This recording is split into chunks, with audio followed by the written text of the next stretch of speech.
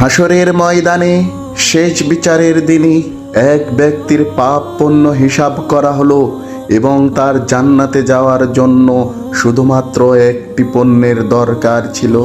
তারপর মহান আল্লাহ তাআলা ওই ব্যক্তিকে ডেকে বললেন, তুমি যাও, তোমার স্ত্রী, তোমার সন্তান, তোমার বাবা মা, আত্মীয় স্বজন, বন্ধু বান্ধব, যেখান থেকে পারো একটা নেকি নিয়ে আসো।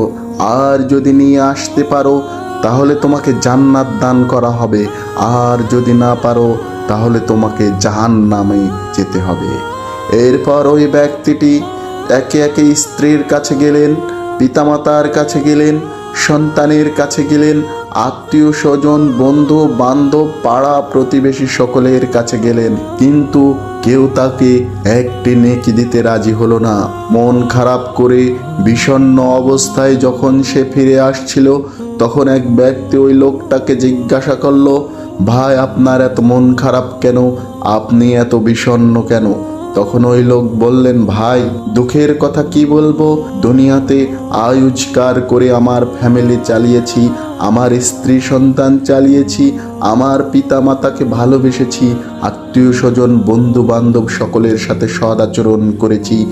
আজ আমি একটি নেকির জন্য জান্নাতে যেতে পারছি না। এই কথা শোনার পরে ওই লোকটি বলল, ভাই, আফসোস করো না, ওই একটি নেকি আমি আপনাকে দিয়ে দিলাম। এই কথা শুনে লোকটি খুশি হয়ে মহান আল্লাহ তাআলার কাছে আসলেন এবং মহান আল্লাহ তাআলাকে বললেন, হে আল্লাহ, আমি তো একটি নেকি পেয়ে গেছি, ইনশাআল্লাহ আমি জান্নাতে যাব। তখন মহান আল্লাহ তাআলা বললেন, এমন কোন বান্দা যে তোমাকে একটি নেকি দান করলো?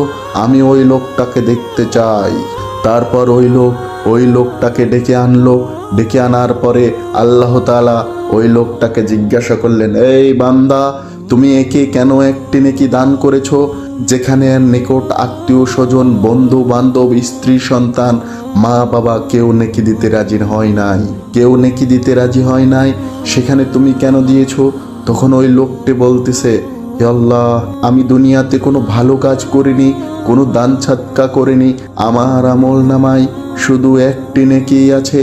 এই একটি নেকি দিয়ে আমি জান্নাতে যেতে পারবো না, আমাকে জাহান্নামে যেতেই হবে।